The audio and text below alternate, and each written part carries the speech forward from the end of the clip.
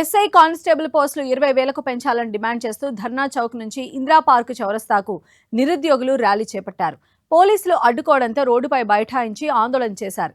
Congress party మేనిఫెస్టోలో పెట్టిన విధంగా తక్షణమే 2 లక్షల ఉద్యోగ నోటిఫికేషన్ విడుదల చేయాలని డిమాండ్ చేశారు. ఓట్లప్పుడు కాంగ్రెస్ కు గుర్తొచ్చిన నిరుద్యోగులు ఇప్పుడు గుర్తుకు రావటం లేదని వారు ఆవేదన వ్యక్తం చేశారు. తక్షణమే 2 లక్షల ఉద్యోగ నోటిఫికేషన్ విడుదల చేయాలని, లేని పక్షంలో 1,00,000 మందితో సెక్రటేరియట్ ముట్టడిస్తామని వారు హెచ్చరించారు.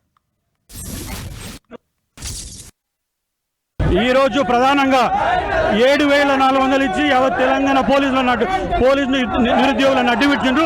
20,000 నోటిఫికేషన్ విడుదల చేయాలని ప్రధాన డిమాండ్తో ఈరోజు చౌరస్తాలో భారీ ఎత్తున నిరసన ప్రదర్శన చేయడం జరిగింది.